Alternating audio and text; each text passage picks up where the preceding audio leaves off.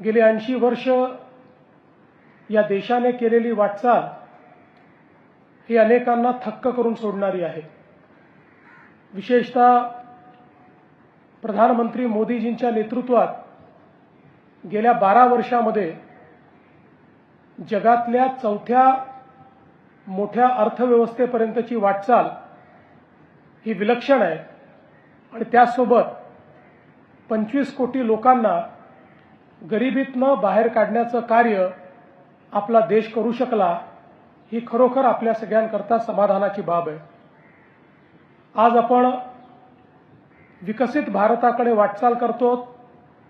विकसित भारत एक अशी संकल्पना आहे ज्यामध्ये केवळ विकसित अर्थव्यवस्था नाही तर समाजातला प्रत्येक व्यक्ती दीन दलित गोर गरीब आदिवासी शेतकरी शेतमजूर महिला सर्वांच्या जीवनामध्ये सकारात्मक परिवर्तन, सर्वांच्या जीवनामध्ये उन्नती, सर्वांची प्रगती, सर्व सोबत चालत असताना होणारी प्रगती हीच खऱ्या अर्थानं विकसित भारताची संकल्पना आहे।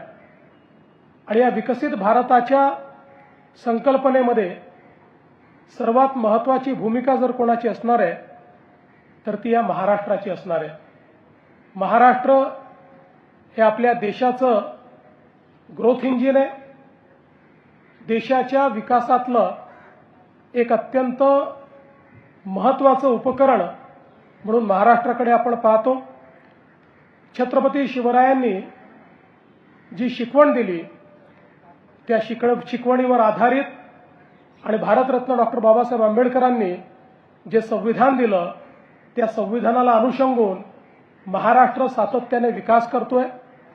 आज देशातली सर्वात मोठी अर्थव्यवस्था म्हणून महाराष्ट्राकडे पाहिलं जातं।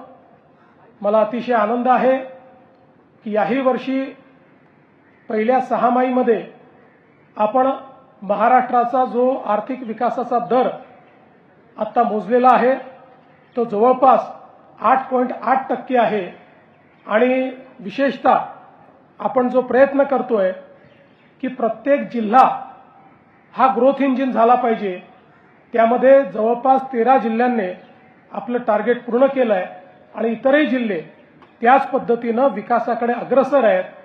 विकास हा केवळ काही टप्प्यांमध्ये नाही तर शेवटच्या माणसापर्यंत पोहोचवण्याकरता मग गडचिरोली असो पालघर असो किंवा नंदुरबार असो अशा प्रत्येक भागामध्ये विकास पोहोचवण्याचा प्रयत्न आपण करतोय।